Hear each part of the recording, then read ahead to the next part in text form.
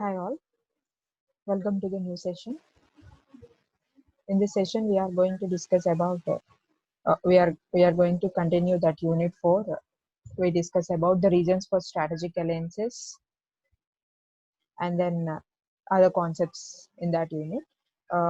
In the last session, we discussed what is a strategic alliances and what are the types. Strategic alliance means here we discussed about two or more independent companies. So we'll join hands together to share or to cooperate all these manufacturing, development, sales, or other things between these organizations for their development, right? So in that we have seen the strategies like a joint venture strategy, equity alliance strategy, non-equity alliance strategy, right? So these are all the strategies. Now let us see what are the reasons. What are the reasons for strategic alliance? Right? To understand the reason behind the strategic alliance, we have to consider different product life cycles. Okay, so the first product life cycle that we are going to take is slow cycle. Second one is standard cycle. Third one is fast cycle. So based on these three cycles, we are going to find the reasons why different companies will join hands together to have cooperation among them, or to reach their goals or to reach their objectives, right? It is based on the life cycles. The reasons are based on its life cycle. So we consider here three life cycles, three product life cycles, like slow cycle, standard cycle, and fast cycle. Okay, the product life cycle is here determined by the need to innovative and continually create new products in an industry. So for example, if you see pharmaceutical industry, if you take pharmaceutical industry operations like slow product life cycle, or software industry operations like fast product life cycle, and normal like some of the fast moving consumer goods, right? So companies whose product falls in different product life cycles, so may take different kind of strategic alliances.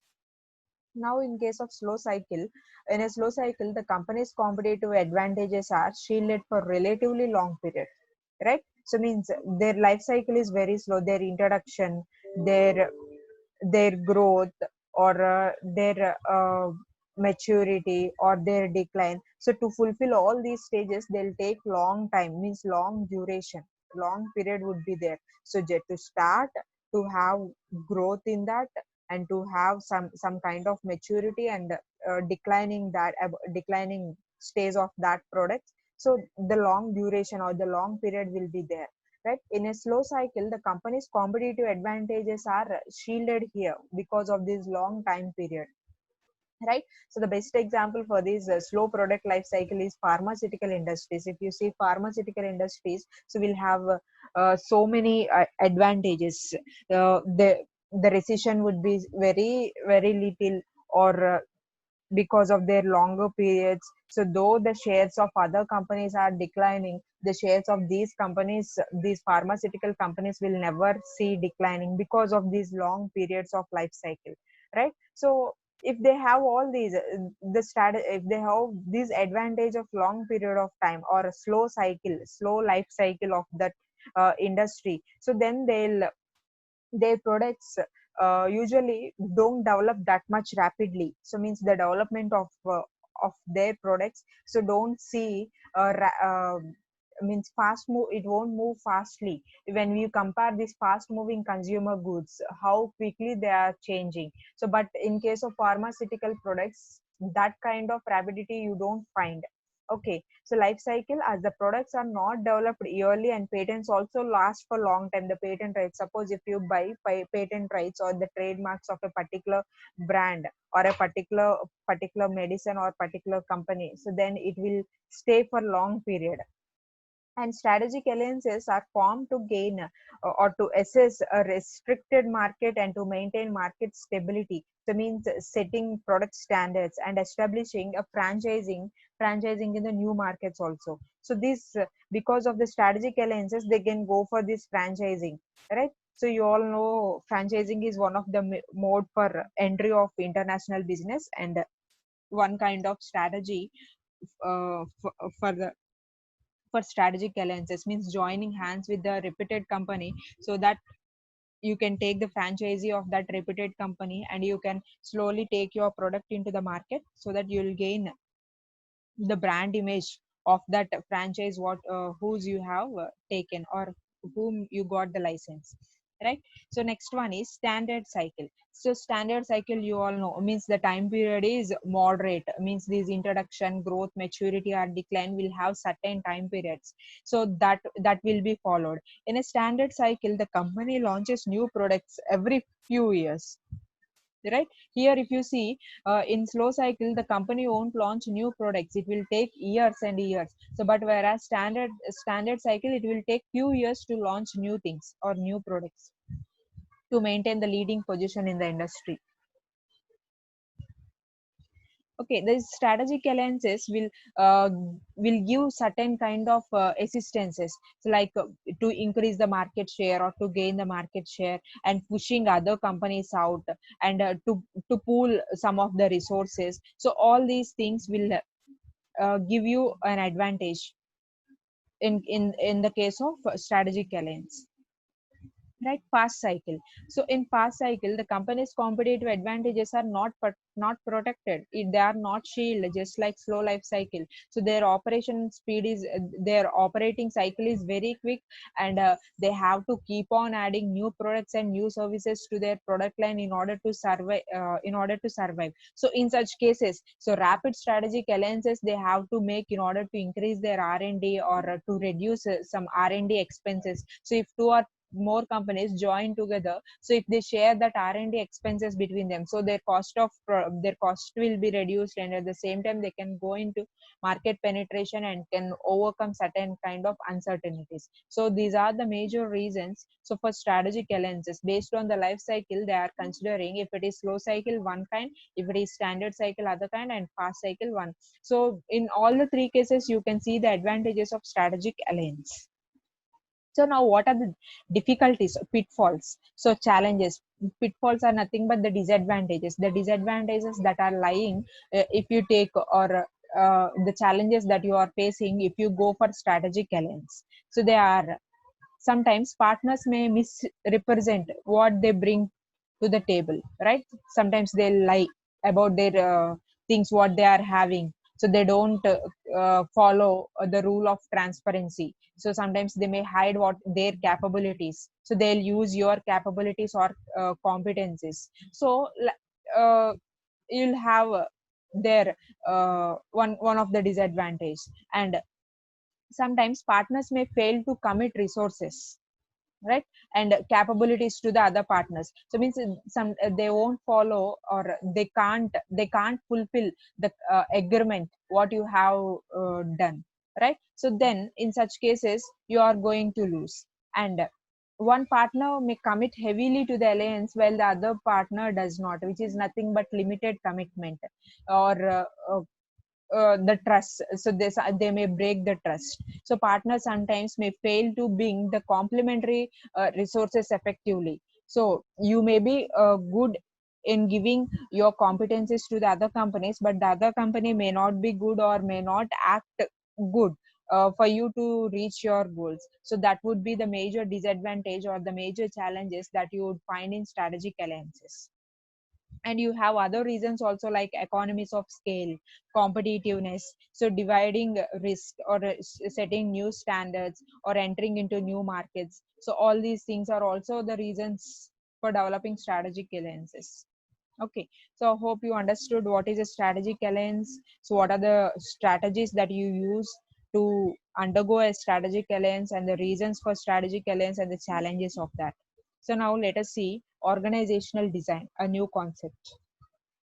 Organizational design. So organizational design is a step-by-step method which identify function aspects like workflow, procedures, structures, systems. All those things are happening in the organization, means which is nothing but what kind of organizational structure you are following, or organizational design you are following. You may come across the things like centralization or decentralization or scalar chain. So all those things, what kind of structure they are following, whether they are following centralized way of communication or decentralized way of communication, or delegation of authorities. All these things comes under this organizational design. So organizational structure is also one of the factor in that. In organizational design means organizational structure, like uh, hierarchy, like hierarchy of the organization. So who is playing topmost role, who is framing the rules, roles and responsibilities from them, uh, whom it is to whom the powers are allocated, from them whom we need to report, or from that whom you need to uh, give what we can say, like top down or top down, uh, top up. So all these things, all these kind of decentralized structure or centralized structure you need to check, right? Means which is nothing but how the decision making power is distributed. Okay, so what are the factors so that affecting these organizational structure? So the factors that affecting organizational structure are the size of the organization. Suppose if the size of the organization is very less, means the number of employees working in the organization is very less, it would be very easy. Suppose if the organization size is more number of employees, say example 1000 to 2000 employees are working in that. So now what kind of management you are doing, right? So top down management or centralized or decentralized. So based on that, you need to categorize senior management, middle management, lower management. Based on that you have to allocate the roles, the responsibilities, uh, based on the levels or based on the structure you are selecting. Next, business development stage. So business development stage, which is nothing but the life cycle of the business. So whether it is in boom or in recession or in recovery, or the life cycle like product life cycle, like growth, introduction, growth, decline, or uh, maturity and decline. So based on that the organizational structure will depend, and based on the type of the strategy you are following, whether you are following top diversification strategy or product differentiation strategy or some kind of growth strategies like market penetration, market induction. So all these things, right? Based on that, based on the type of the business strategy, so based on the type of the size and development stage, you need to select the organizational structure. And whenever you are choosing an organizational structure, first of all you need to determine the number of owners.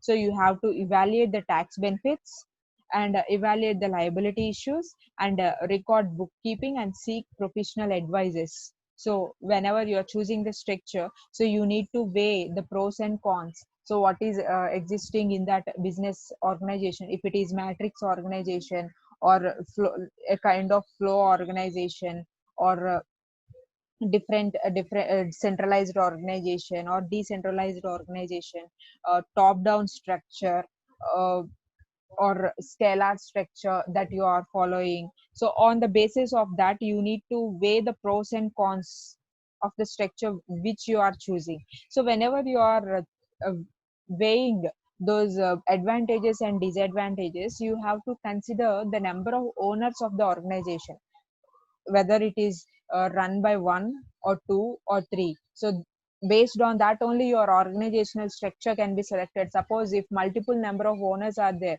so multi-stage structure you need to select. Suppose if only one owner, only one number is your owner, so then based on that your structure may change. So you have to determine the number of the owners, and so based on the number of owners and based upon the structure you are selecting, you have to evaluate the tax benefits and disadvantages in that structure. So the liability issues that you are going to get in that, and how you are able to keep uh, record keeping of the roles and responsibilities of each manager, like line manager, staff manager. So whether it is possible to maintain record all these things, right? And seek professional advice. Always you need to seek professional advice whenever you are choosing an organizational structure, right? So now the issues involved, or issues in global organizational design, or these are the issues that we usually see. So here is the chart. which is showing some of the challenges or some of the issues that we are going to face in organizational design at a global business management. Okay, so if you have chosen a design, so these will be the issues like centralization and decentralization, managing change, corporate culture, control systems, integrating mechanism, impact of IT, non-traditional organizational arrangements, role of subsidiary directors, right? So all these eight are the issues, usually major issues that will be involved in organizational design and organizational structure at global level. So now what is centralization? Centralization means the power will be concentrated, or the power will be exercised with only top level management. Means the powers won't be distributed, delegation of authority won't happen. Whenever you want to take a decision, you need to approach the top level management, and once if the decision is reached to the top level management, then only they may do certain they may conduct certain research on that, and finally they may accept it or they may reject it, or else sometimes they only will take the decisions, right? Then you can implement in that decision in your organization, which is nothing but centralization. So whereas decentralization, the powers will be distributed between all the managements, like top level management, middle level management, and low level management. All the managements, all the levels of management will exercise some of the parts. We can take some of the decisions, uh, and we can implement the decisions which we have taken. So there is no necessity or there is no condition that all the things has to be reported to the top level management. So uh, to you some powers will be allocated. To that extent, if we you can take the decisions and you can implement in your organization. So that would be the first one, centralization and decentralization. In such cases, if you observe that, so under decentralization, you'll find some benefits. Quick quick decision making is possible, and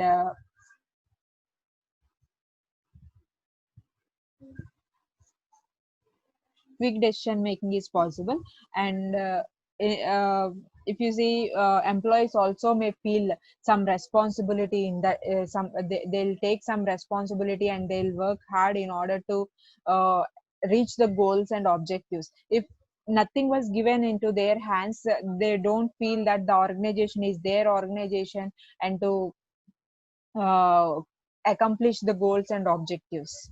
Okay. Role of subsidiary directors, like so the second, if you see the companies, host company and a subsidiary company. Host company is nothing but the one which is exercising all the parts. Subsidiary company is one who is following all the rules and regulations of the headquarters or host company. So the role of these subsidiary directors won't have much priority in case of centralization, whereas in case of decentralization, if you see, the subsidiary directors also will have certain powers they will exercise. And non-traditional organizational agreements, like some of the non-traditional agreements, so will be take part in global organizational design. And impact of information technology plays a crucial role in all the whether it is domestic business or international business or domestic organization, international organizational design. So it will have a huge impact on on the organizational design. Means what kind of information structure, information technology you are having. And integrating mechanisms means joining all the departments, joining all the things. Suppose if you have divide, if you follow divide and rule policy, so finally integrating all the divisions, right? So if we are unable to integrate them properly, so then the result would be worse, right? So integrating mechanism, what you are having in that organizational design. So control systems and corporate culture that you adopt according to the design you have followed. So managing change, sometimes employees may not show interest to uh, to adopt change, so they'll resist the change. How to overcome that resistance and how to manage them and how to make them to adopt this global organizational design, other things a manager has to uh, take. Okay, so control systems. So how do we control uh, all the branches of the all the branches or all the parts of the organizational design. Okay, so these are all the issues in global organization design. So with this we completed unit 4. In this session we discussed about uh, the reasons for strategic alliance, the challenges, and organizational design and structure, along with the issues involved in global organizational design. Okay, so it is the end of unit 4. In the next session we'll start the next unit. So just go through the session and come to reach me for the doubts. Thank you.